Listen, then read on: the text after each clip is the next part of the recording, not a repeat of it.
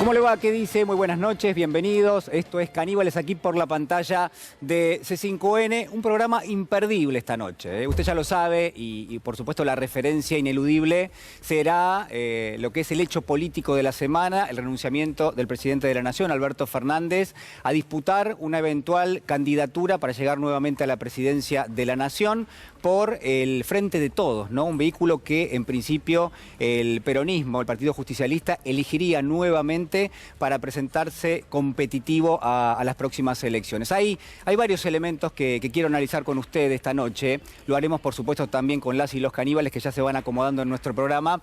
Pero lo concreto es que, necesito que piense conmigo en dos dinámicas fundamentalmente que están operando en este momento en la Argentina, que tienen una relación directa con respecto a cuál será el objetivo que va a buscar el peronismo, el Partido Justicialista, el Frente de Todos en algunos meses nada más, y que conviene tener presente. Valga la primera quizás pregunta, que tiene un carácter retórico, discúlpeme, pero necesito hacerla en este contexto y de esta manera, que es si eventualmente un frente financiero, un frente macroeconómico inestable para la Argentina en las próximas semanas y en los próximos meses, puede favorecer o no a una virtual candidatura de alguno de los precandidatos, llamémoslos así, que hoy por hoy tiene el Frente de Todos, ¿no?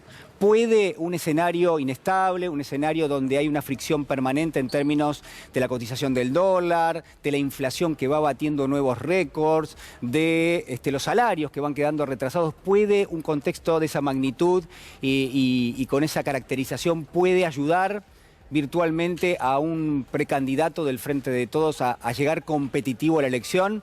Bueno, claramente no. Por lo menos mi posición es que esto realmente no va a ayudar, no va a contribuir. Y está claro entonces que a partir de allí se anudan distintos razonamientos que me parece importantísimo tener en cuenta esta noche.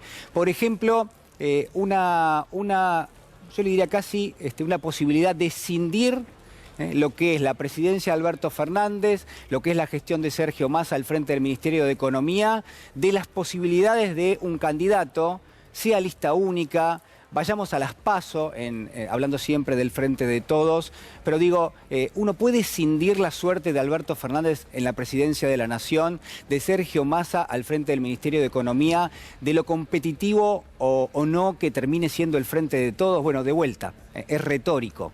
Pero lo cierto es que, en términos de pragmatismo puro, uno no puede pensar en eso.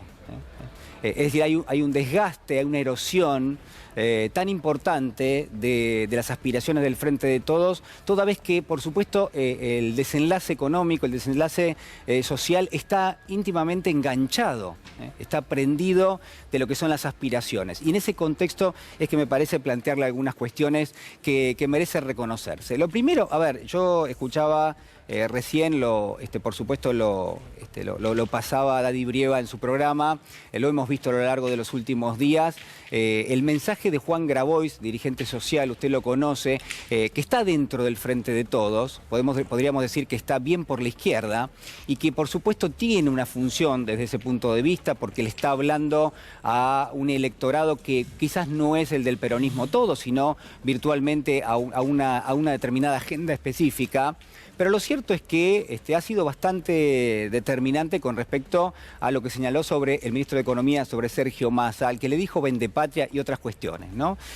Con lo cual queda clarísimo que en el caso de Juan Grabois, podría decir, no hace la comunión directamente con lo que podría ser una candidatura de Sergio Massa. Ahora la pregunta es, ¿esto a quién beneficia? ¿No? ¿Cuál sería el objetivo último? Y me parece importante acá deslindar dos tipos de vectores. Uno es el debate de carácter ideológico, que por supuesto que tiene que darse hacia adentro del Frente de Todos. Pero mire, pasa lo mismo que en algún momento discutíamos con respecto al presidente de la Nación, con Alberto Fernández. Una cosa es Sergio Massa en tanto y en cuanto es un exponente más del Frente de Todos, es uno muy importante junto con Alberto Fernández y con Cristina Fernández de Kirchner. Y otra cuestión distinta es que más allá de la discusión de carácter ideológico que uno pueda tener con el ministro, bueno, habrá que separar lo que es su rol de hombre de Estado. Y puntualmente en la negociación que está encarando Sergio Massa, que no es menor, Y acá es donde quiero sumarle otro componente más, ¿no? La gestión de Sergio Massa por un lado y la discusión de carácter político hacia adentro del Frente de Todos por otro. Y entonces lo importante de no confundir esa dinámica. ¿Por qué le digo esto? Porque en gran medida la suerte del Frente de Todos está íntimamente relacionada con la gestión que pueda llegar a hacer o no Sergio Massa con respecto al Fondo Monetario Internacional. Ya sé que suena aburrido, ya sé que lo hemos reiterado hasta el hartazgo, el Fondo Monetario es muy importante en la discusión que se va a dar por diversas cuestiones, pero también porque influye, yo le diría casi de una forma fundamental en términos de potencialmente la inflación que puede tener la Argentina en los próximos meses. Es muy importante en ese aspecto. Hay otras cuestiones que también están pasando. Yo le hablaba de algunas dinámicas que tienen lugar. Algunas pasan por debajo de la alfombra, pero otras están a la luz del día y algunas las empezamos a descubrir. Por ejemplo, lo que hoy es noticia, esto a partir de la denuncia de quien es el director argentino ante el Fondo Monetario, como es Sergio Chodos, que lo que comunicó, lo que denunció, periodísticamente hablando, si usted quiere, es que hay candidatos, en todo caso referentes económicos de los precandidatos de la oposición política, que cuando hablan con el Fondo Monetario Internacional le dicen, mirá, al fondo, ¿no? A Cristalina Georgieva, no arregles con este gobierno. No cedas ante la presión de renegociar las metas que tiene el acuerdo, porque eso le daría algún margen a este gobierno de llegar un poco más cómodo a las elecciones. Lo que quieren es que le vaya mal, pero además quieren generar algún tipo de caos, ¿no? Está clarísimo que eso es lo que está ocurriendo. A ver, vamos a ver qué decía Sergio Chodos en las últimas horas. Tenemos un destacado y creo que también tenemos la intervención de Chodos en la radio. Vamos a ver el destacado, señor director. Ahí está. El gobierno apunta a Hernán Lacunza, a Guido Sandleris y a Alfonso Pratgay por entorpecer la negociación con el FMI. Un clásico realmente, dice Sergio Chodos. Aseguró esta mañana que 3 referentes de la oposición pidieron al organismo multilateral que no brinde más asistencia a Argentina. Altas fuentes oficiales consideran que la oposición busca empujar al país al default, ¿no? Yo le decía que es un clásico porque lo que uno ha visto a lo largo de la historia argentina, claramente estamos en una especie de ciclo que se retroalimenta permanentemente, es que esto ya lo ha hecho la oposición política durante mucho tiempo. Y en todo caso habrá que ver qué tipo de extracción política es la que habitualmente va a golpear la puerta del Fondo Monetario para decirle, hacerle la vida imposible a la Argentina. No a mí cuando llega el gobierno, eventualmente, sino a estos que están ahora. Y esto es lo que está pasando. Entonces, fíjese cómo esa especie de debate de la esfera pública, donde Juan Grabois lo apunta con el dedo a Sergio Massa, donde hay un Sergio Massa que se desdobla. Por un lado, es un referente del Frente de Todos, que tendrá que dar los debates de carácter ideológico hacia adentro del Frente de Todos, pero por otro lado es alguien que está encarando una negociación con el Fondo Monetario, mientras por atrás le golpean la puerta al fondo y le dicen, mirá, no arregles con Massa, no arregles con este gobierno. Haceles la vida imposible. O en todo caso, no dejes que lleguen cómodos a la elección. Son elementos que uno tiene necesariamente que relacionar, porque me parece que hacia allí es hacia donde tenemos que pensar la prospectiva, en función de lo político y también, por supuesto, de lo económico. Hay otras cuestiones que me parecen importantes. Yo le hablaba, en primer lugar, de una pregunta retórica, esto es, si al gobierno le va mal, ¿el Frente de Todos tiene posibilidades de pelear una candidatura y tener algún tipo de chance? ¿No? Esa es una de las preguntas. La otra pregunta es, ¿cuál es el elemento central que impacta de lleno en las posibilidades del Frente de Todos hoy? Y acá reúno a Alberto Fernández, Cristina Fernández de Kirchner, Sergio Massa, los precandidatos, ¿no? Agustín Rossi por un lado, Daniel Scioli por otro, el propio Juan Grabois que lo mencionábamos recién. Digo, ¿cuál es el elemento central que erosiona de una forma determinante las posibilidades? Bueno, usted me va a decir, mire, Guarino, la inflación. La inflación es aquello que barre con todo lo que el gobierno pueda llegar a proponer.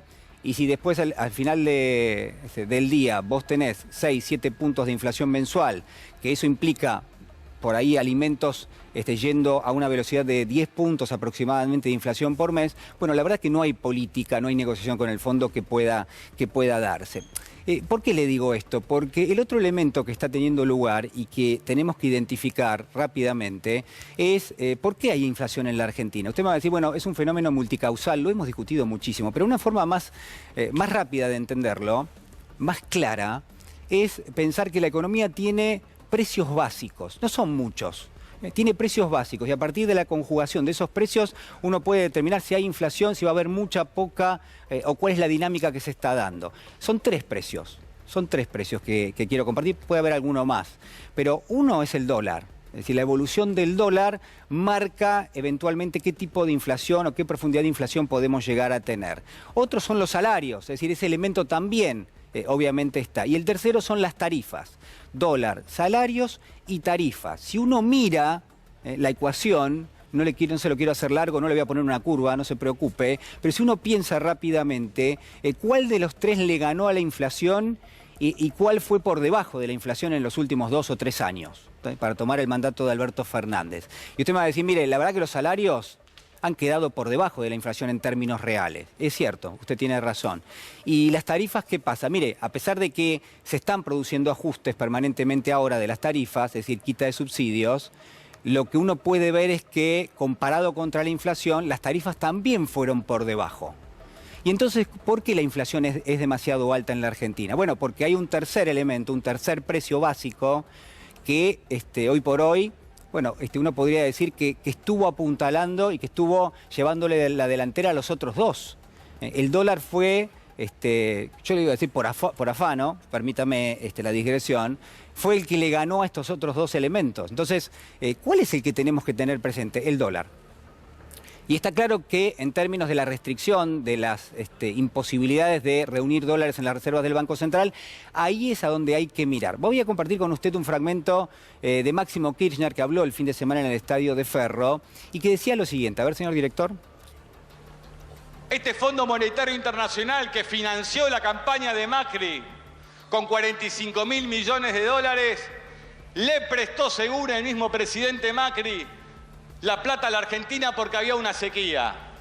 Por ejemplo, si prestó esa plata en ese momento por una sequía, que me pregunten cómo podemos hacer para devolverla con una que genera 10 millones de toneladas menos de granos de las que tenía Macri, por ejemplo. El exministro de Economía, Guzmán, mientras discutíamos el carácter que iban teniendo las negociaciones, me decía, Máximo, Georgieva, era increíble. Georgieva es una mujer que en su infancia sufrió mucho en Bulgaria,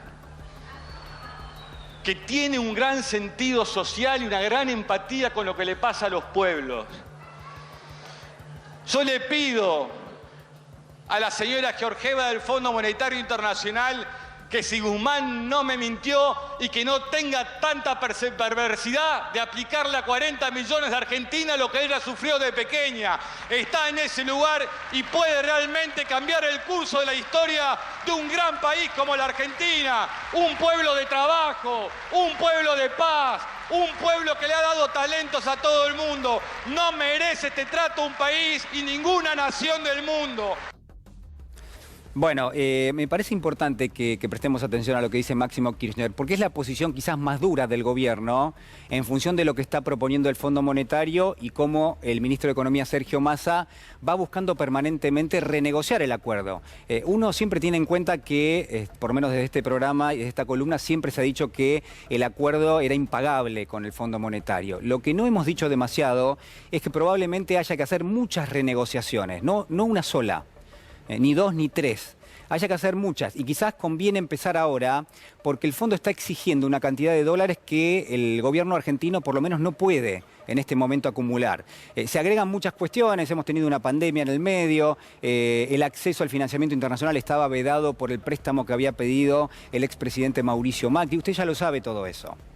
Se agrega este año, y es el dato que hoy dio a conocer la Bolsa de Comercio de Córdoba, que aproximadamente son 21.000 millones de dólares menos los que van a ingresar este año en las reservas del Banco Central, por lo menos los que va a liquidar el agro, y eso realmente le pone, producto de la sequía, le pone una restricción enorme. Entonces, cuando miramos, a ver señor director si podemos ver el destacado, cuando miramos la cuenta que tiene el gobierno, bueno, lo que tiene es esto, que la sequía le empieza a impactar no solamente en la cuestión de la cantidad de dólares que va a juntar, sino además también en el resultado. Y acá lo que tenemos es el primer mes donde realmente se ve que las cuestiones están sumamente complicadas. Hay un derrumbe de las exportaciones en términos de la balanza comercial, la cantidad de dólares que queda de este lado, de la cantidad de dólares que uno termina pagándole al exterior.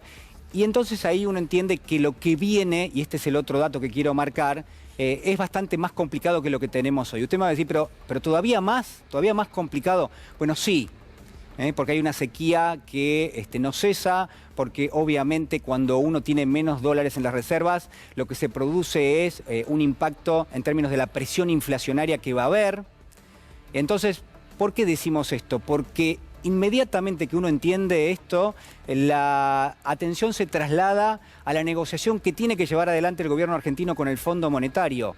¿Para qué? Para no sumar un factor adicional de presión que lo que haga es ponerle un piso cada vez más elevado a la inflación.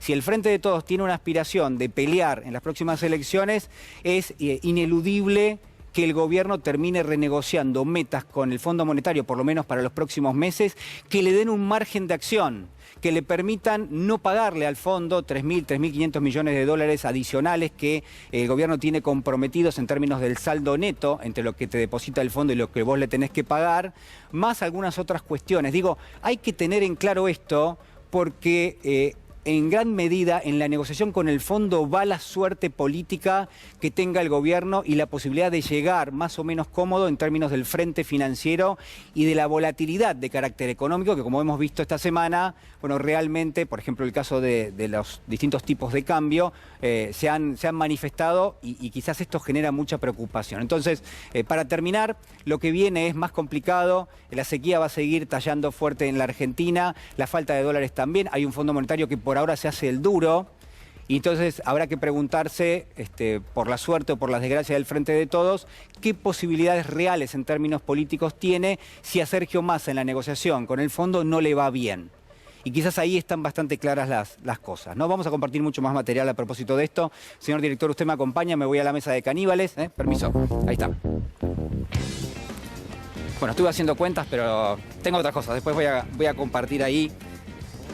Voy a compartir después un documento que me pasaron en exclusiva, de la negociación que hay con el fondo, de las charlas que hay y lo que el gobierno le está proponiendo, en instantes nada más.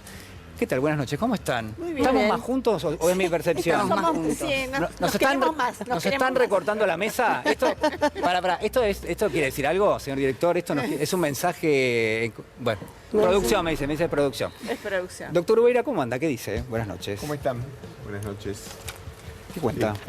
Bien, hoy tenía ganas de meterme en un tema complejo que tiene una paradoja intelectual que tiene que ver con el atentado a Cristina Fernández de Kirchner y las últimas novedades que han aparecido de Morel y compañía, que sí, es la causa de la Revolución Federal.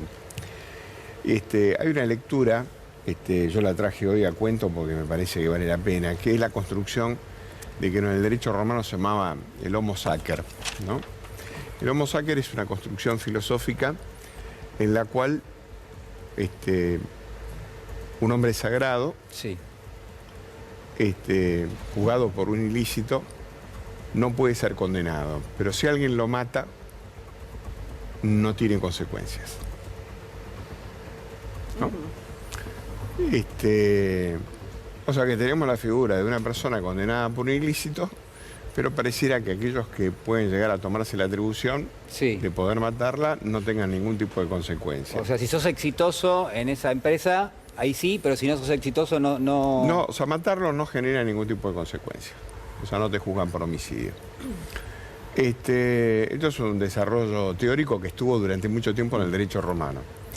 Y ahora, cuando uno ve esta causa, con un enorme devenir, uno se acerca a los procesos kafkianos, ¿no? Que parece que van a algún lado, después no van a ninguno, sí, todo esto se diluye.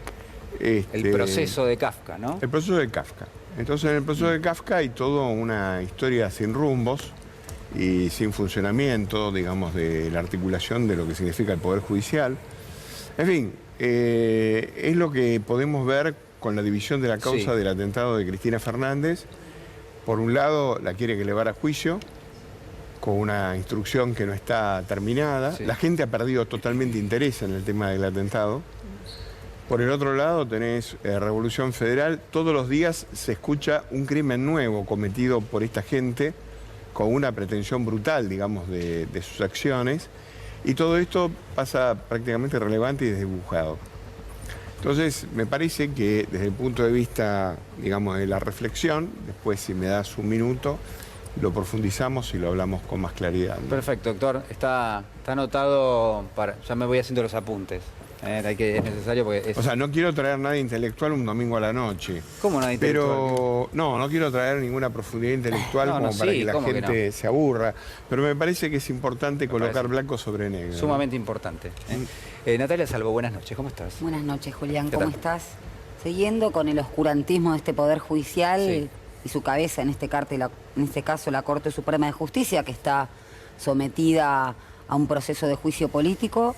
Bueno, hace unos días esta misma Corte Suprema de Justicia desplazó al quien fuera el administrador que elaboró un informe de auditoría del Poder Judicial, Marchi, en donde surgieron infinitas irregularidades. Recordémosle a la gente que la administración irregular, por lo menos, de la obra social del Poder Judicial es uno de los motivos que llevan a juicio político los integrantes de la Corte Suprema. Me parece trascendental porque esta misma Corte es la que valida, por ejemplo, la impunidad de los delitos de lesa humanidad, los responsables civiles de lesa humanidad. Es la Corte cuyos 2 integrantes se han avenido a ingresar por decreto y, bueno, tapan una cuestión que es realmente escandalosa. La administración fraudulenta de la obra social del Poder Judicial, con personas que no estaban calificadas para ellos, con presupuestos monstruosos, sin presentación de balances. Y bueno, como este informe es escandaloso, han desplazado al administrador y lo mandaron a la Cámara de la Seguridad Social. Bueno, para ver que este Poder Judicial es la terminal, ¿no?, de impunidad de ciertos poderosos a nivel económico y a nivel político también. Bueno, lo ponemos sobre la mesa como un elemento importantísimo para discutir esta noche. Sí. Ahí, para agregar, completar lo que dice acá Natalia, hay un voto en disidencia de Lorenzetti que es para la antología de los votos en disidencia. Bueno, en buena hora, uno podría decir. Muy buena hora. La verdad que me llamó muchísimo la atención. Bien. Úrsula Vargas, buenas noches. Buenas noches, ¿cómo estás, Juli? Bueno, primero varias cosas para mencionar en cuanto a la decisión del presidente de bajarse o no subirse, porque no queda claro cuál fue la... Bueno, se bajó porque él dijo que parecía a mí que me iba a parece ser correcto. Yo quisiera decir, a mí me parece muy bien a la hora de que alguien vota a una persona que cree que puede representarla, la posibilidad de quien los votamos de poder criticarlos. Me parece que eso nos enriquece. Lamento que no haya pasado con los votantes de Juntos por el Cambio, tal vez la historia hubiese sido otra, pero bueno, eso está más ligado a una votación en contra del kirchnerismo y que casi toca el fanatismo, ¿no?, político. Entonces nada se puede criticar. Desde este lugar creo que el presidente de la Nación va a ser recordado a la distancia, sobre todo por el tema de cómo fue el manejo de la pandemia, que fueron uno de los mejores países que la pudo atravesar.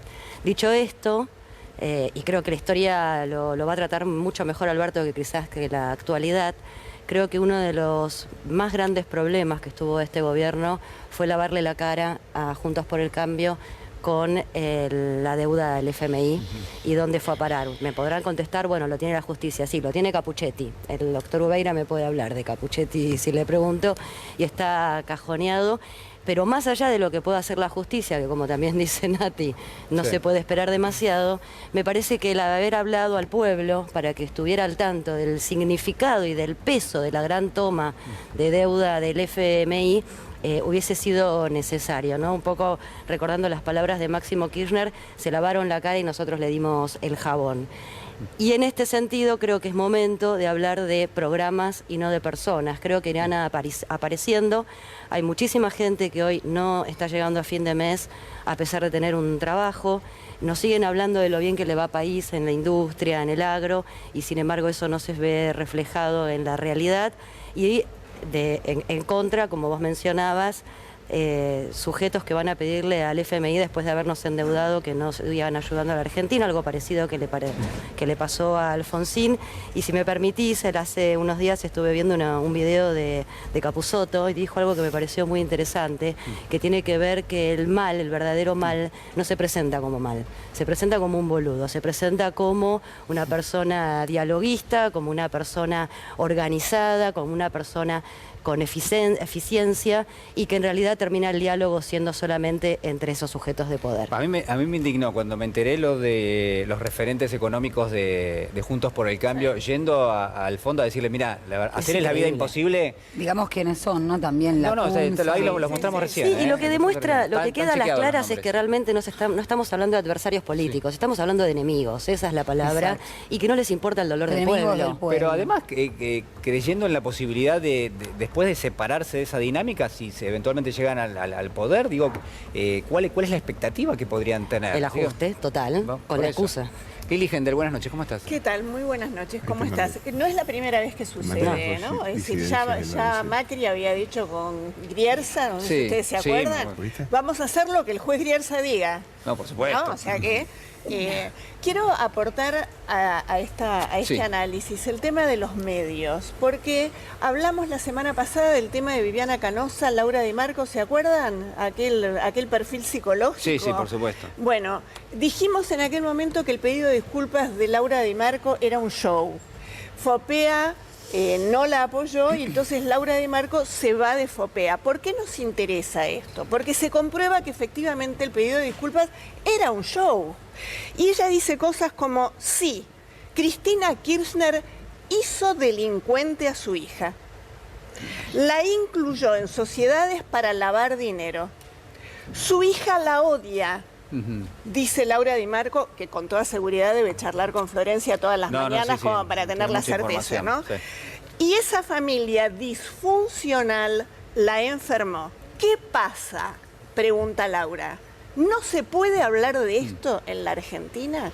Me parece que pone blanco sobre negro la inefable Laura Di Marco y Viviana Canosa, y por supuesto Nelson Castro, que le encanta hacer también diagnósticos del perfil psicológico, que hay un límite que se cruzó y que el periodismo tiene que ponerse de pie para plantear que no se trata de libertad de expresión sí o no.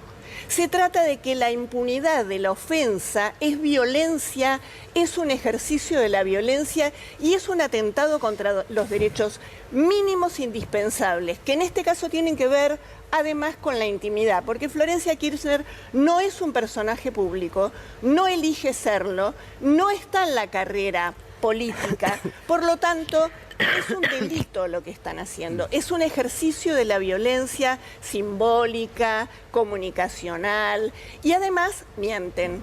Y esto lo digo como psicóloga, inventan un perfil psicológico sobre datos inexistentes. Igual que cuando Nelson Castro, ustedes lo recordarán, decía frente a la cámara, porque Cristina es mala, mala, mala, mala.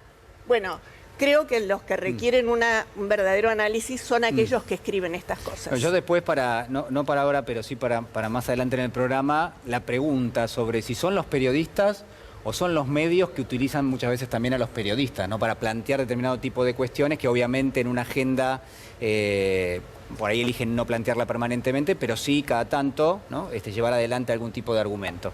Pedro Peretti, buenas noches. El itinerante Pedro Peretti es el embajador del programa plenipotenciario, ¿no? Porque a lo largo de la semana estuvo con Amado, ¿no? Lleva la bandera. Muy bien. Lleva la bandera. Hay que seguirlo. Va con la pancarta de caníbales. Bueno, saludos para todos. El cariño que le tiene a todos, les tienen a todos, impresionante. Vamos a poner un mapa con Pedro Peretti por Argentina, digamos. Claro, las giras. Bueno, yo quiero empezar con un recuerdo a Guillermo Calabrese, cocinero nacional y popular, y mandarle un fuerte abrazo a su hijo Miguel, que es mi amigo y que está muy triste, y quería estar con él en este momento, aunque sea a través de la pantalla. Y por otro tema que me parece importante, me pareció muy importante rescatar, vos sabés que la derecha siempre ha utilizado los premios, ha utilizado los galardones, ha utilizado los vítores, todo para generar un sentido común de la sociedad hacia lo que a ellos les interesa proteger. Bueno, Yo veo que me parece muy bien lo que ha hecho la Asamblea Permanente de los Derechos Humanos y otorgar los premios Alberto Pedroncini, un viejo militante del Partido Comunista y defensor de presos políticos y militante del APDH desde los primeros momentos, a una serie de instituciones en homenaje a lo que han hecho por la memoria, por la verdad y por la justicia. Ahí fueron reconocidos Página 12, ahí estaba Norita Beiras, estaba Victoria Ginsberg, estaba Hugo Soriani, también fue reconocido las Madres de Plaza de Mayo, línea fundadora, la Liga por los Derechos Humanos, ex Liga por los Derechos del Hombre, que lo cambiaron, escuchando a Lili Hender y su prédica feminista, lo cambiaron. Mirta Mántaras, una abogada que ha hecho mucho en el tema de los derechos humanos y la cuestión del genocidio. Pablo Yonton, que es un reconocido jurista, y me parece una actitud muy, muy rescatable que definitivamente el campo nacional y popular deje de lado aquella vieja premisa de que los elogios había que hacerlo a la persona una vez después de muerta. Hay que reconocer en vida los que luchan, los que pelean, para que eso también genere un sentido común y es parte de la batalla cultural. Sí. Así que muy bien la PDH y hay que multiplicar estos premios. Sí. Muy bien, Pedro. Amado Udu, buenas noches, ¿cómo estás? Miembro del Tour Pérez. Esta semana fuiste miembro también, estuviste en San Nicolás. Dio una clase magistral. Bueno. No lo dicen por modesto, pero la gente quedó enloquecida. Bueno. Primero esto que decía Pedro, ¿no? Recordemos que Cristina Fernández de Kirchner puso el busto de Alfonsín con Alfonsín en vida. Sí. Y con la misma conceptualización. Siempre Cristina un paso adelante en todos los temas. Pero quería tocar, si me permitís, un tema que ya tocaron, que es esto que dijo Sergio Chodos respecto a que hubo, no dijo los nombres, pero tengo bien claro que son exfuncionarios no solo de un gobierno, que han estado en el Banco Central, que han estado en Ministerios de Economía. Y me parece, aprovechando que está el doctor Ubeir y Natalia Salvo, hacer una consulta respecto a qué hacen los fiscales en la Argentina. Porque la verdad que lo que dijo Sergio Chodos, más allá de, quiero hacer una consideración política también, pero desde el punto de vista del sistema de administración de leyes, requeriría de mínima que lo llamen a Chodos como testigo. Claro. Que empezaran una causa de oficio y que lo citaran a Chodos de testigo. Chodos es funcionario público. Chodos no miente además, pero además estaría obligado a decir la verdad. Y yo acompañaría eso con algunos cruces telefónicos y rápidamente se podría saber quiénes fueron las personas que fueron a pedir a Washington que a Argentina le vaya mal. Sí. Hay algunos funcionarios que van a Washington a pedir que se relajen las condiciones que impuso el Fondo Monetario producto del préstamo de Macri, y me parece que eso debiera tener algún correlato en el sistema judicial argentino. Tenés un testigo que levantó la mano, tenés los teléfonos, entonces es llamativo que no haya una causa que se inicie de oficio. Y por otro lado, me parece que algo parecido podría pasar con Max Capital, ¿no? Sí.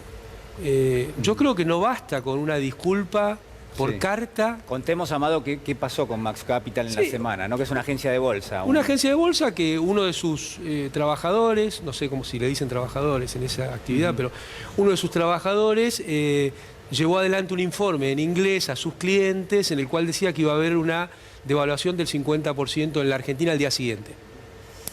Obviamente, quienes son clientes de esa sociedad de bolsa toman decisiones, y otros que no son clientes también.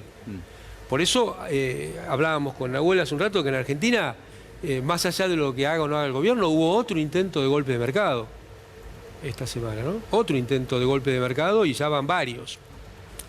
Entonces me parece que ahí también, más allá de las disculpas de la familia Brown al ministro Massa, esto no tiene nada que ver ni con la persona de Massa, ni con la educación de la familia Brown. Tiene que ver con el funcionamiento institucional de Argentina. Es extraño que no haya... Porque alguien ganó plata y alguien perdió plata con ese movimiento.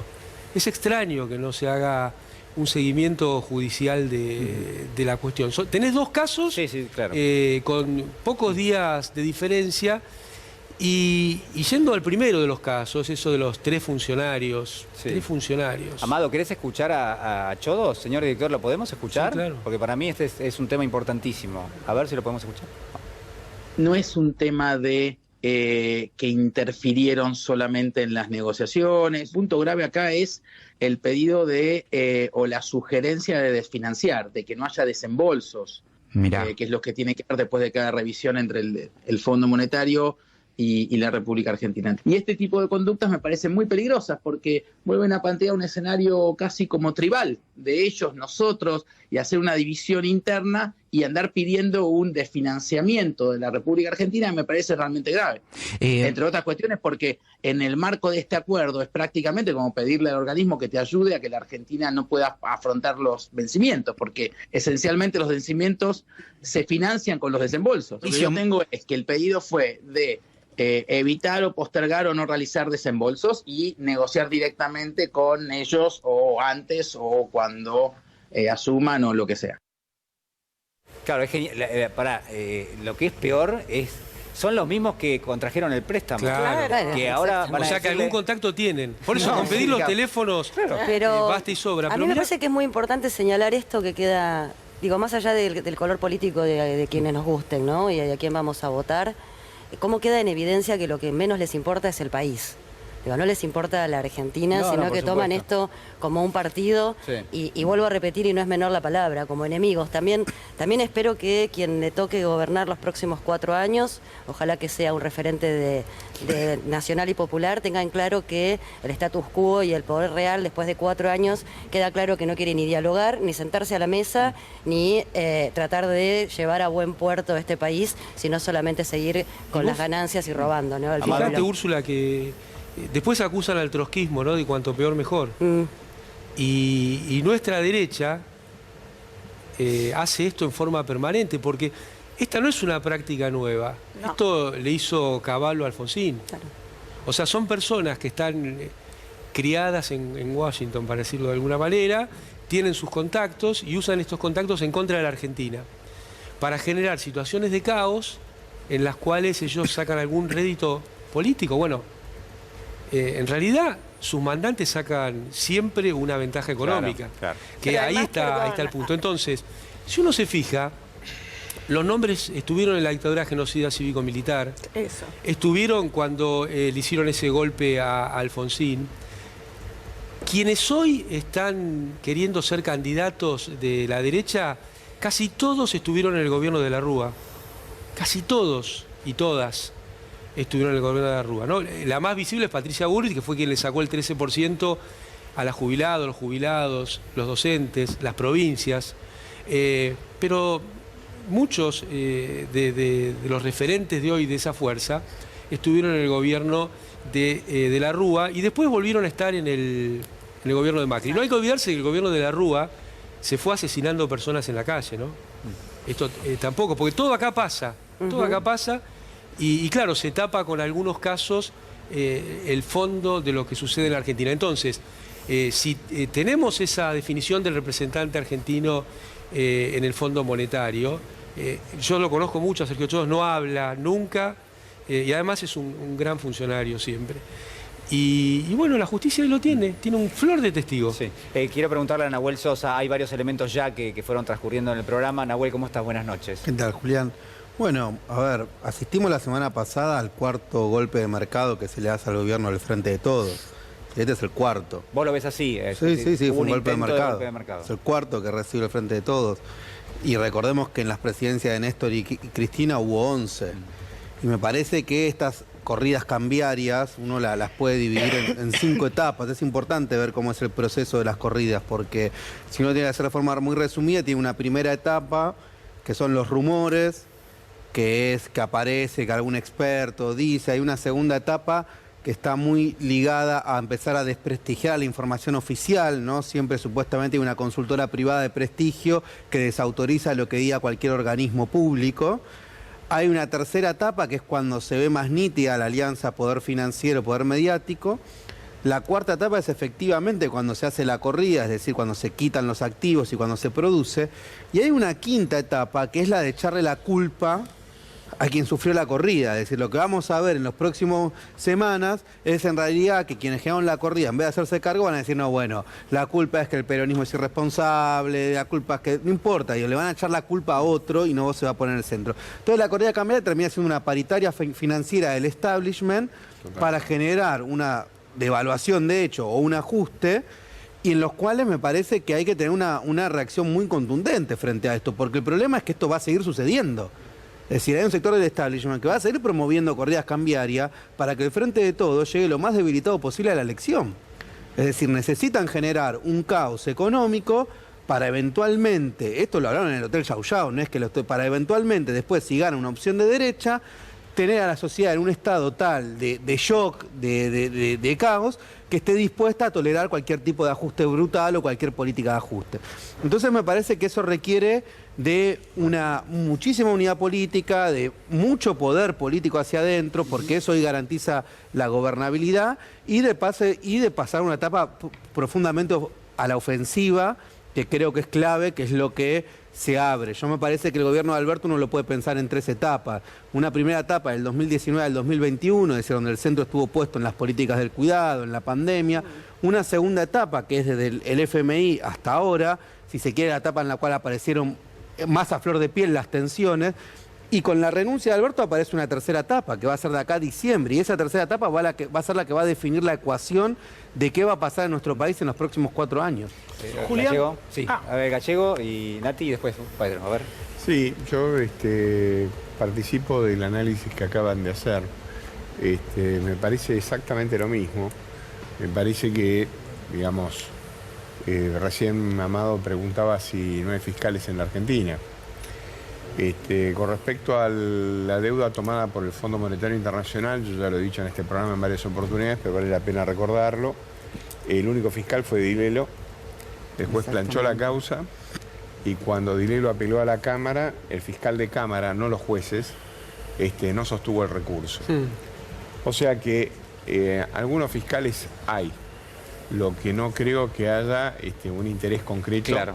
Para investigar seriamente esto que se acaba de producir. Pero a ver, pero Gallego, lo que está pasando con los economistas de la oposición sí se puede investigar. Ahora pero por supuesto, no se puede investigar. No, pero claro que por supuesto que sí, hay que formular denuncias. Yo creo que el ministro de Justicia tiene que salir a formular denuncias, porque esto es un ataque muy concreto con respecto al país, en su funcionamiento, en su operación. O sea, no es una cosa que tenga por qué estar en manos de un fiscal. Tiene que haber una denuncia muy concreta del Ministerio de Justicia de qué es lo que ha operado y ver concretamente con quiénes se comunicaron y todo este tipo de cuestiones. Con respecto al tema de las operaciones de mercado, yo estoy harto de escuchar el tema de las operaciones de mercado y nunca en la vida hubo una denuncia muy concreta con respecto a las investigaciones de cómo que se mueven los activos y cómo que se genera la corrida. O sea, me parece que en algún momento determinado alguien tiene que tomar el toro por las astas, que tiene que ser el propio Poder Ejecutivo Nacional, el que se tiene que hacer cargo del tema. Y en tercer lugar, acá el amigo deja planteado algo que me parece sumamente interesante, es que habiéndose bajado el presidente de su candidatura a la reelección, lo único que le queda por delante es pasar a la historia y hacer en estos meses que le quedan lo que no hizo durante todos estos años que estuvo en el poder. Entonces me parece concreto de que por ahí a lo mejor si el presidente se anima, hay 4 o 5 medidas que se pueden tomar en la dirección correcta, que pueden colocar al partido del oficialismo en condiciones más o menos razonables como para poder llegar a una elección gananciosa. Si esto no es así, les advierto para todo lo que me están escuchando que el 2024 va a ser literalmente horrible. Porque esto es a lo que saben jugar ellos. O sea, generaron la deuda y ahora de alguna manera van a buscar tu desfinanciación. Novedades en Argentina, ninguna. Carlos María de Alvear, que tiene una de las avenidas más coquetas de la República Argentina, que tiene un gran monumento. Veo habitualmente que se la quiere sacar la avenida esa de Alvear. ¿Puede ser? Alvear es uno de los seres más siniestros de la República Argentina. Digo, ¿no te gusta que tenga esa avenida? No, ¿Querés darle un pasaje en algún lugar? Lo único que me parece interesante de la avenida Alvear, que está colocado digamos, en el corazón digamos, pasa por el Jockey Club, bueno, en fin, pasa por donde tiene que pasar la Pero avenida. Gallego, tenés... Enfrente creo que vive Mañeto, así que pasa por donde tiene que pasar. Está bien, está ubicado. Pero quiero decir que Alvear fue a verlo a John Quincy Adams e hizo larga espera en Washington para ver si de alguna manera se generaban recursos necesarios como para generar un golpe acá en el... Claro, o sea, fue a pedir plata para hacer un golpe. ¿Tenés calles con nombres de virreyes? ¿No va a tener una calle el pobre Alvear? ¿Tenés calles con nombres de virreyes? ¿No va a tener una calle el pobre Alvear? Sí, pero en cualquier caso los virreyes sabían qué era lo que estaban haciendo, pero porque, digamos, estaban acá... Claro. O sea, sabías para quién jugaba. Cuidaban Bueno, el problema es que nosotros los homenajeemos. No, pero que este muchacho... Eso está claro, es como la señora que viene ahora y vos de fijate Estados Unidos. también la similitud que hay en ese periodo de la historia con respecto a ahora, los personalistas y los antipersonalistas, y cómo tenemos ese discurso también en el propio peronismo, ¿no? Se habla del personalismo o de los liderazgos, hablábamos la otra vez con Amado en ese sentido, como una suerte de acumulación o de, incluso verbando el concepto de populismo.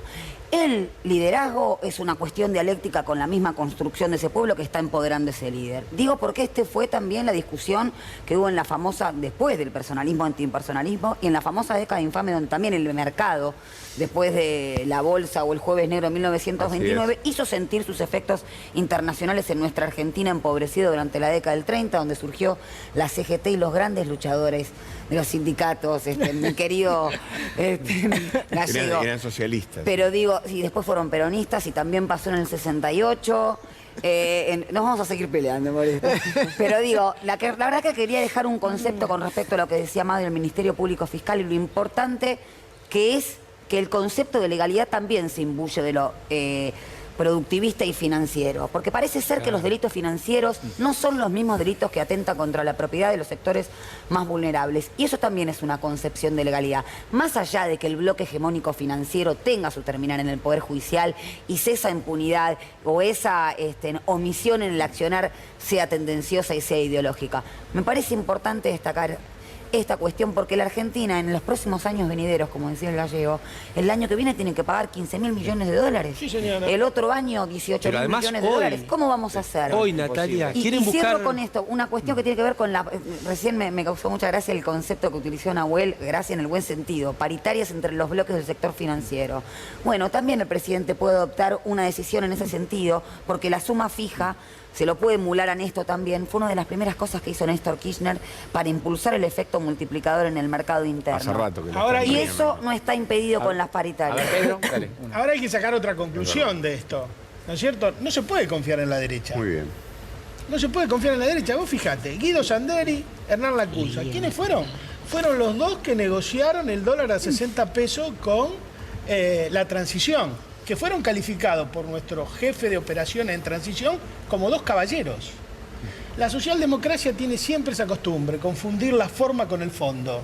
Y acá me parece que está muy claro, no hay que confiar en la derecha. Creo que operamos mal la transición y hoy estamos pagando las consecuencias. A ver, un elemento político importante de los últimos días tiene que ver con el mensaje del presidente Alberto Fernández. Vamos a compartirlo y lo analizamos todos. A ver, señor director, vamos. Yo creo que el PRO tiene que bajar todas las candidaturas a todos los cargos y volver a empezar. Volver a empezar, que aún no termina el juego. ¿Esto qué sería? Perdón. La mejor oferta que le tiene que hacer a los argentinos en la provincia, en la ciudad, en el país y sobre todo mostrar su programa de gobierno y las reglas con las que va a competir. María Eugenia Vidal puede estar diciendo, me quedo afuera de todo, muchachos, paren. Sí. Me quedo afuera de todo, hay que bajar, hay que replantear todo, ¿no? A mí me parece mucho más importante que el nombre de una persona. Cuando digo de todos, de jefe de gobierno, de gobernador, de presidente, creo que el PRO se debe una discusión honesta. Vidal lo que dice es, no tenemos asegurada la elección, dejémonos de discutir, dejemos de dar estas peleas porque podemos perder, hay un desorden total. María Eugenia Vidal que propone bajar todas las candidaturas. ¿Qué significa esto? Mirá, yo creo que el espíritu de la propuesta, más allá de lo específico, es que no haya tensiones, no haya peleas. Y yo la verdad que no me meto en peleas, tensiones, jamás me han escuchado, pueden revisar todos los archivos, jamás me han escuchado hacer una crítica, un cuestionamiento a nadie de Juntos para el Cambio. Lo primero que quiero decir es que Juntos por el Cambio, por el Cambio. Y quiero corregirle esto a Horacio porque se la pasa diciendo Juntos para el Cambio. Juntos para el Cambio propuso y promovió el sistema de boleta única de conducción de Juntos para el Cambio. Todos los miembros del PRO y Juntos para el Cambio, a nadie de Juntos para el Cambio. Y es Juntos por el Cambio. Ahora hoy estamos más juntos que nunca.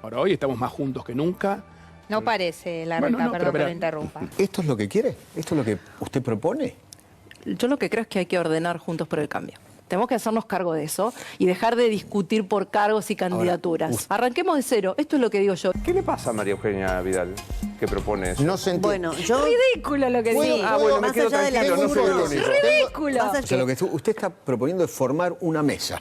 Y un equipo. Sentarse en comportarnos como un equipo, Eduardo. Como un equipo que va a gobernar juntos. Es muy difícil que vos le pidas al día siguiente de haber perdido un paso que a tu votante que acompañe a otro candidato si lo defenestraste durante un mes. Es decir, no salen con los tibios, me querés decir vos. ¿Sí? No. ¿Y Juntos tiene tibios? Sí, claro. Está siendo tibio. Larreta, de tus palabras. Es que ¿Leo bien o no? Para mí las decisiones se toman. Es muy difícil que vos le pidas al día siguiente de haber perdido un paso que a tu votante que acompañe a otro candidato si lo defenestraste durante un mes. ¿Cómo interpretás lo de Vidal? Que pide que se bajen todas las candidaturas. Del PRO. Del PRO. Es una búsqueda... De un consenso. Pero poco probable que se pueda obtener a esta altura. Macri se arrepintió del paso al costado y entonces Vidal dice, che, repensemos todo y eso puede incluir repensar Macri la decisión de excluirse. Tal vez se haya arrepentido Mauricio y haya que tallar y dar de nuevo. ¿Le parece que se arrepintió? No me quiero meter. A los íntimos o a alguien le debe haber confesado que se arrepiente de haberlo hecho tan rápido, tan prematuramente. Venció al ego, pero el ego lo venció al después. Yo estoy contento, alguien me decía, pero te bajaste. Digo, yo creo que me elevé, me superé a mí mismo. Estaba charlando fuera del aire con Manuela Castaneira. Manuela, ¿cómo estás? Buenas noches. ¿Cómo estás, Julia? Muy buenas noches. Bueno, muy bien, precandidata a presidente por el Nuevo Más. Y estábamos mirando el informe juntos y le preguntaba a ella si la rebeldía ahora es solo de derecha, ¿no? Porque pareciera como que ser rebelde es defender los intereses de quién, bueno, de los sectores concentrados. Con lo cual, ¿cuál es la rebeldía? Uno podría preguntarse. No, totalmente. Me parece que es más el voto bronca o la canalización de un enojo. Pero la rebeldía es y seguirá siendo perseguir ideas revolucionarias, perseguir la transformación social y también cuestionar lo que te rodea en el sentido más profundo. Hoy la rebeldía pelea por la ecología en las nuevas generaciones, hoy la rebeldía está contra la precariedad laboral.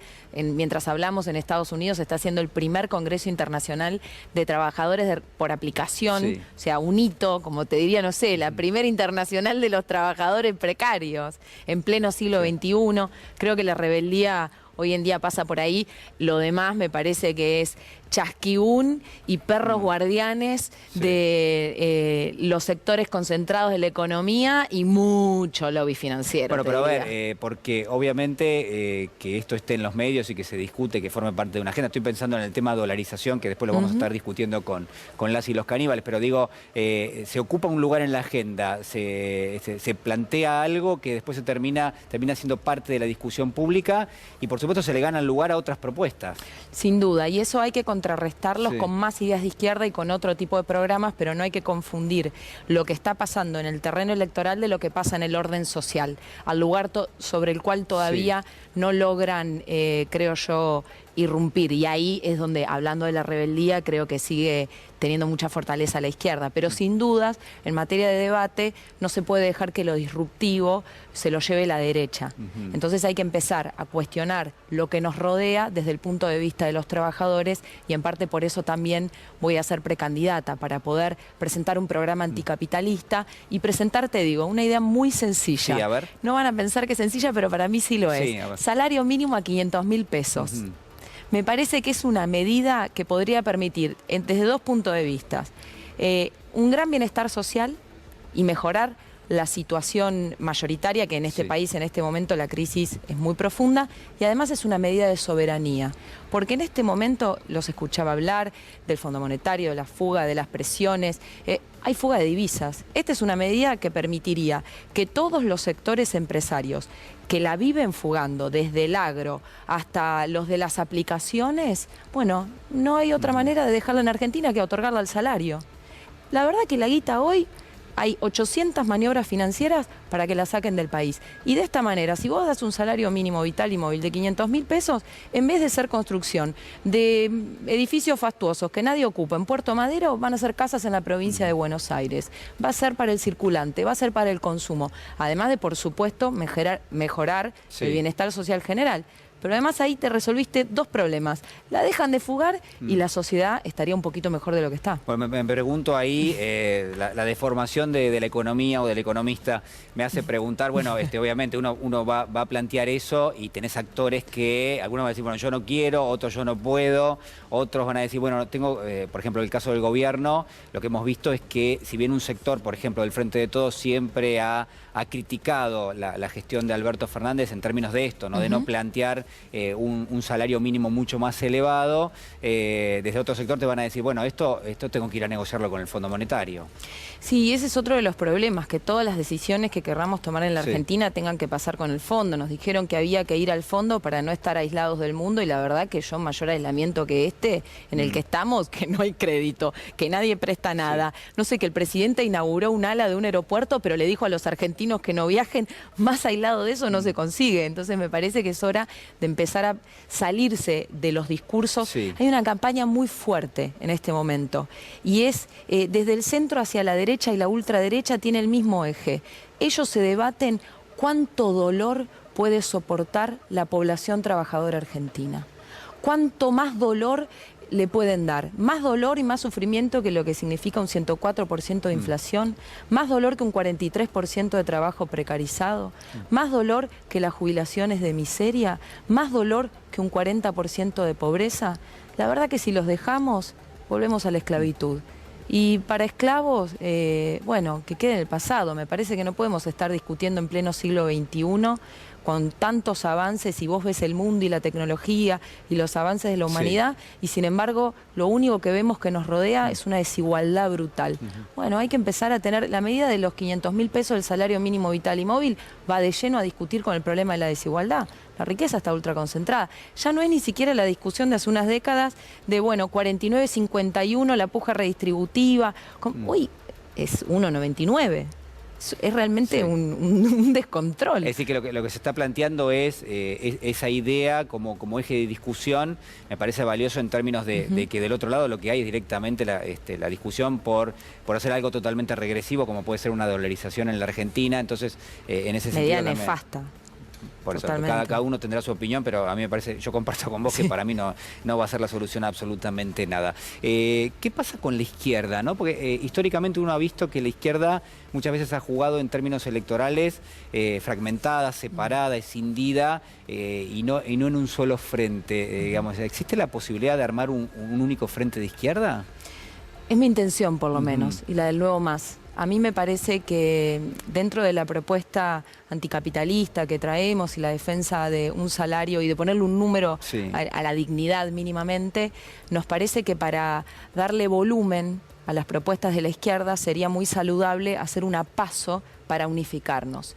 Y a mí me parece que estaría muy bueno que en esa PASO estemos Miriam también, todos los integrantes del Frente de Izquierda, otras listas de izquierda que también siguen presentándose, está Luis Zamora, está Marcelo Ramal, hay un montón de personalidades, me parece que somos muchos, cada cual tiene algo distinto para sumar, desde la trayectoria, la edad y de muchos lugares, estamos los que somos parte de la nueva generación de la izquierda también, y me parece que lo mejor es hacer una PASO que nos une a todos, que gane el mejor o la mejor, y que el resto acompañe para octubre.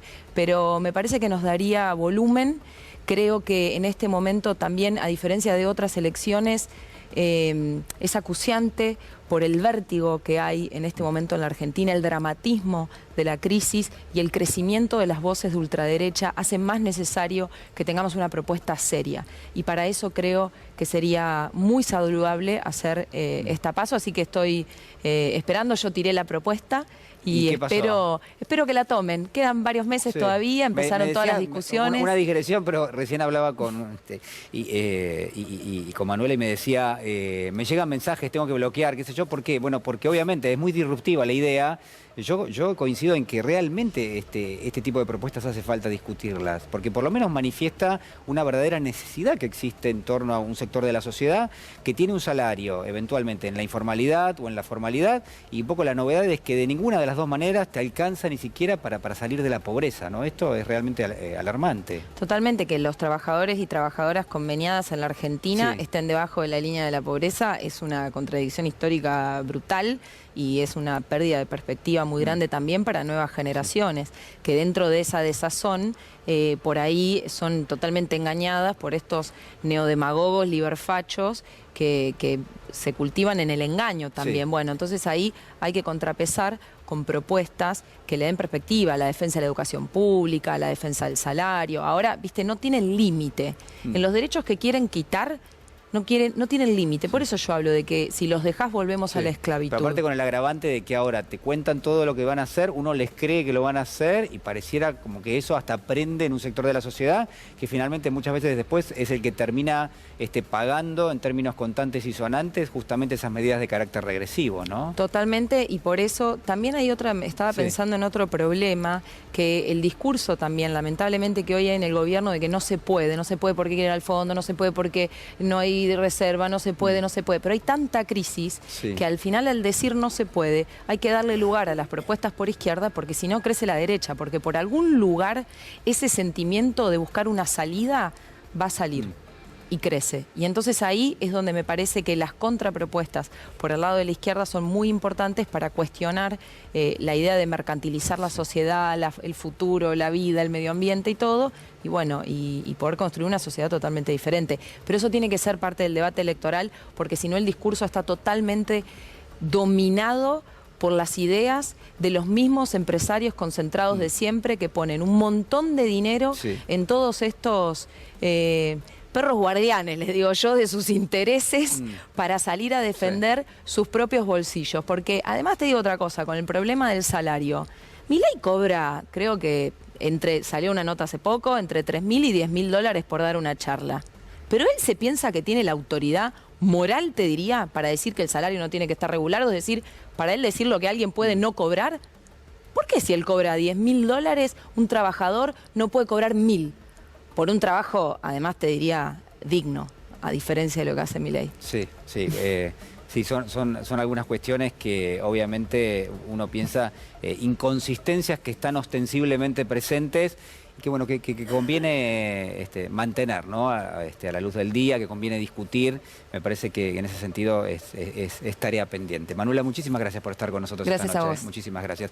Señor director, a ver, recién dábamos el informe vinculado a las discusiones de carácter, obviamente político, de la oposición. Ahora nos metemos con el mensaje del presidente. Lo vemos. Desde que comencé a militar políticamente en los años 70, nunca antepuse una ambición personal a la necesidad del conjunto. Alberto Fernández se baja de la candidatura para ser reelegido como presidente de la República Argentina. Esa responsabilidad y compromiso me lleva hoy, como presidente de la Nación, a estar convencido, sin espacio para ninguna duda, que tengo que concentrar mi esfuerzo, mi compromiso y mi corazón en resolver los problemas de los argentinos y las argentinas. El día miércoles nosotros estábamos antes de empezar a dos voces, hicimos un chequeo al máximo nivel y bueno, del equipo de Alberto Fernández dijeron no, pero bueno, este tipo de cosas suele suceder, pero la información la teníamos firme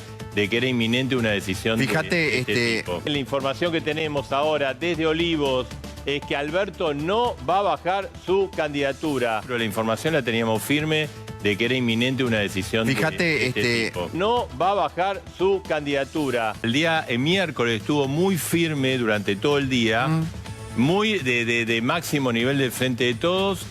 Esto, que el anuncio en realidad lo iba a hacer Alberto hoy en la reunión del Partido Justicialista. Se desmiente que Alberto baje su candidatura y por lo tanto no va a haber ningún tipo de anuncio el día viernes. Lo que las PASO son el vehículo para que la sociedad seleccione los mejores hombres y mujeres de nuestro frente que mejor nos represente en las próximas elecciones generales. Veo que es un paso necesario para comenzar a ordenar el peronismo, es un paso necesario para darle la vitalidad y el orden necesario para volver a soñar. Creo que la decisión de Alberto ayuda a que pueda poner toda la energía a conducir el gobierno hasta el final del mandato. Había también una visión más de patriotismo de algunos hombres, como el caso de Alfonsín, que cuando vio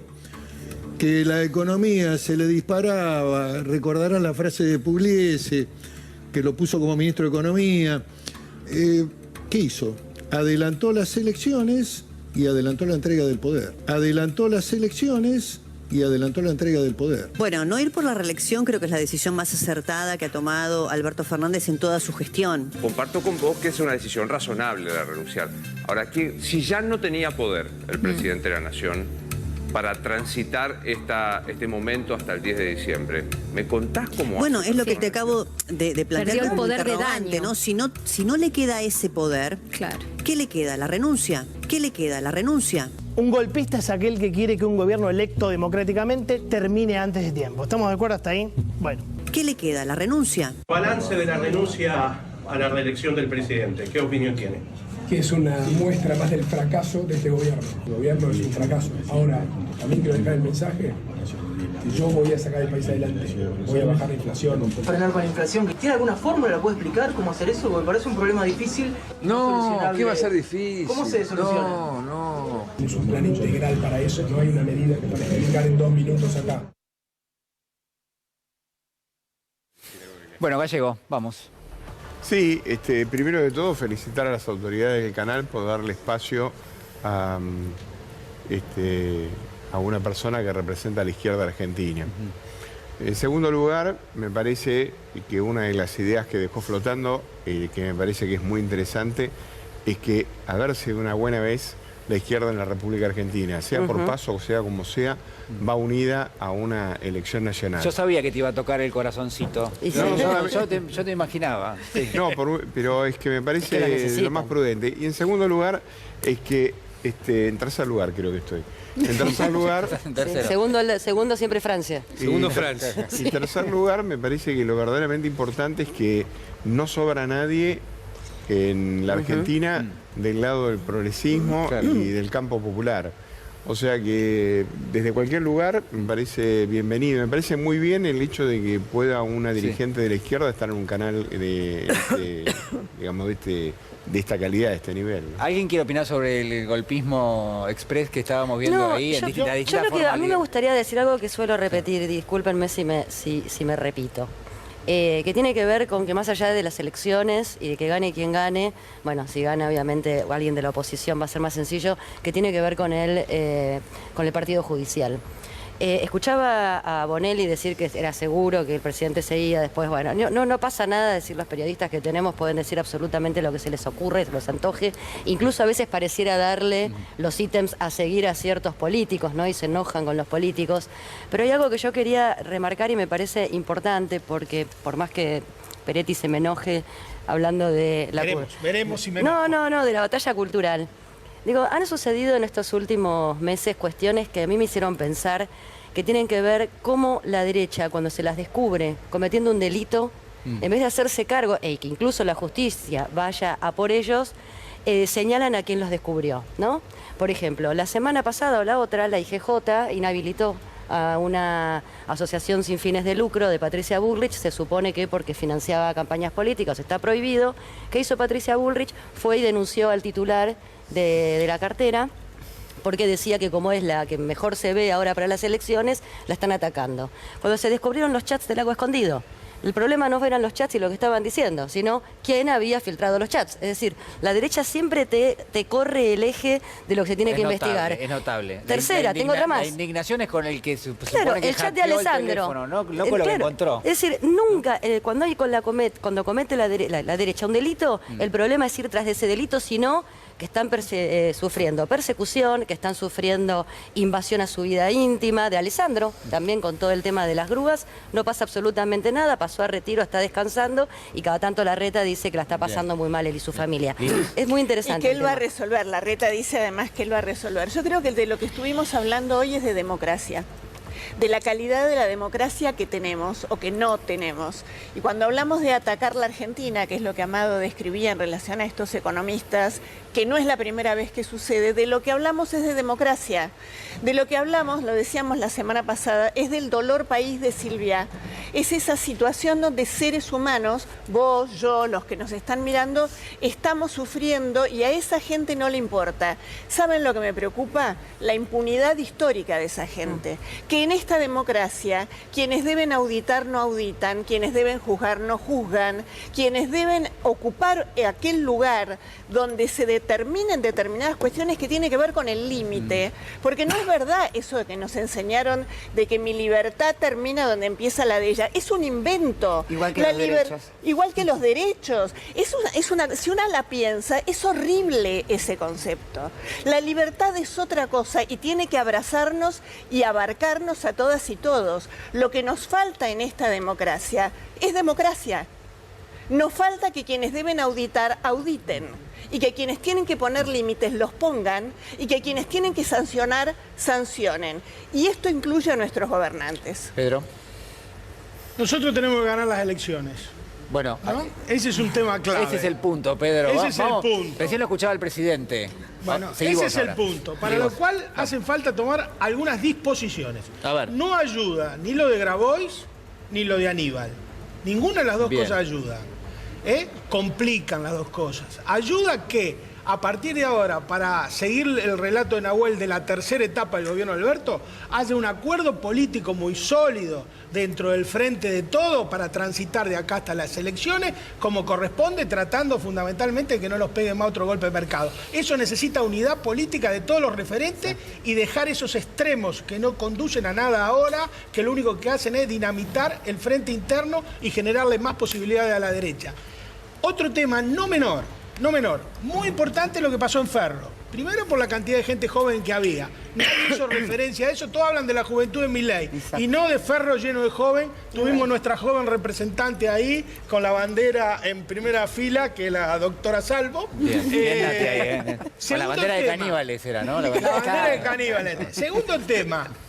Ahí se planteó el tema, hace falta un programa. Hay que discutir un programa. Dentro de ese programa debe estar la cuestión agropecuaria en la República Argentina. El campo nacional y popular no puede obviar más discutir el tema agrario en la Argentina porque no se puede gobernar este país seriamente sin una política agropecuaria. Me parece que son temas muy importantes que tenemos que ir transitando de acá en adelante. Natalia, una de las cosas que se debatió importantísimo en Ferro, sobre todo porque se hizo en la ciudad de Buenos Aires, y siempre Amado refleja esto de pensar el poder financiero, es pensar al país desde la ciudad de Buenos Aires, o sea, es pensarla financieramente y no de manera productiva, pero se habló mucho de futuro. Y se habló de futuro hablando justamente cómo es el yugo del FMI, lo que tiene que pagar la Argentina y por qué Cristina representa el futuro. Se habló también de un plan, pero recién lo veía Larreta, que hablaba de cuestiones destituyentes. Larreta gobierna la ciudad de Buenos Aires, que es el proyecto político respecto de la justicia que la tiene cooptada, por un lado. Respecto del desconocimiento del poder popular con la primera consulta pública que se hizo en relación a los terrenos cercanos al río, también. Pero déjenme decirle algunos de los guarismos que hay en la ciudad de Buenos Aires. Una nota muy interesante hoy de María Eva Kautsovitz y Jonathan, si digo bien, Valdivieso, en el cohete a la luna. La ciudad de Buenos Aires tiene la comuna 4 y 8, son 15 que tienen más índice de mortalidad infantil, no tienen los servicios sanitarios necesarios cuando hay otras comunas que lo tienen al 100%. Acá le faltan en un 30%, menos expectativa de vida. Entonces, este es el proyecto de Larreta. Para pocos, Para los más ricos, las comunas más ricas, el mejor proyecto. Para las comunas del sur, el peor proyecto. Esta es una ciudad para pocos y ese es el proyecto que van a instalar en la República Argentina si gana la derecha. Nahuel y Amado, a ver. No, a ver, sumando un poco lo que decía Natalia, sí, yo creo que es una ciudad injusta en la cual es muy expulsiva, digo, porque los alquileres cada vez son más expulsivos, por lo tanto te obliga a irte de la ciudad, porque es el modelo de negocio, es una ciudad pensada para el negocio inmobiliario, o sea, capturada por grandes corporaciones inmobiliarias, y en las cuales paradójicamente la salud pública, la educación pública se ha encargado, el gobierno, digo, ha gastado más plata en publicidad que en inversión en educación. Pero digo, eso refleja no solo un modelo local, sino un modelo general. A su vez, digo, lo que veíamos del video de Alberto y pensando también esto en la tercera etapa, yo creo que ahí es importante también de hablarle a la sociedad con la verdad, con los aciertos y los errores que tuvo este gobierno hasta acá. Yo creo que sin duda gran parte de los aciertos fue las políticas del cuidado que se implementaron durante la pandemia, el récord en obra pública, lo que se hizo en materia de ciencia, que se activó sectores económicos estratégicos que estaban desactivados, y los grandes déficits y las grandes deudas son la inflación, la distribución y no haber ido a fondo en determinadas peleas claves, ¿no? Vicentín, por ejemplo, es el gran ejemplo, ¿no? Y la verdad desvirtuó la idea del acuerdo, ¿no? Porque el acuerdo no es sinónimo de no conflicto. El acuerdo es una síntesis de un conflicto, ¿sí? Entonces, una cosa es pensar el acuerdo como un conjunto de políticas frente a una derecha para volver a ordenarle la vida a la gente cuando el neoliberalismo se la desordena. Entonces, el acuerdo es un momento de recuperemos un orden frente a este desorden que nos propone el neoliberalismo. O sea, es un acuerdo para transformar, y otra cosa es pensar el acuerdo como un pacto de tolerancia posibilista. Claro. Entonces me parece que en un acuerdo los opresores y los oprimidos no están en un mismo nivel. Claro. ¿No? Entonces en un acuerdo hay relaciones de poder, hay relaciones de fuerza, y lo que uno en todo caso tiene que construir es ese acuerdo con la sociedad, sobre todo con los sectores más golpeados, y un acuerdo en el cual estén protagonistas los movimientos sociales, el movimiento obrero, los distintos colectivos. Y me parece que esto es importante porque el Frente de Todos tiene que construir una nueva épica, y acá tomo un poco lo decía Liliana, que para mí gran parte de la épica va a pasar por una confrontación abierta con la derecha en defensa de la democracia y para profundizarla. Porque la derecha rompe el pacto democrático con el intento de magnicidio a Cristina. Digo, ahí hay un claro intento. Con un golpe de marcado lo seguís. Entonces, nosotros tenemos que decir, bueno, acá vamos a una discusión de modelos, efectivamente, económicos, políticos, pero también vamos a una discusión de la democracia, y no digo la democracia solo en sentido político, también la democracia en el sentido económico. Claro. Es decir, discutir la democracia en sentido económico, cómo democratizás a los poderes económicos, sin dudas te lleva a discutir cuál es tu modelo productivo. Entonces yo creo que parte de la épica es confrontar por qué tipo de democracia vamos a querer para los próximos años. La verdad es que nos queda muy poquito tiempo, el programa ha sufrido transformaciones en el día de hoy. Gallego, no quiero dejar de preguntarte por el tema con el cual abrimos el programa y puntualmente, bueno, por la lectura que estabas haciendo vos, ¿no? No, dos cosas, brevemente, porque creo que valen la pena. La primera de todas es que claramente hay una deshumanización, digamos, del proceso de Cristina Fernández en cuanto a la investigación del atentado. Hay una división artificial de la causa, lenta y pausadamente vamos notando todos los días que, como si fuera un goteo, aparecen nuevos elementos como para que la causa tramite junta. Y en cualquier caso lo que tenemos es una ausencia absoluta de justicia en nuestro país. Digamos, no hay un poder judicial que esté a la altura de las circunstancias. ¿Lo digo yo? No.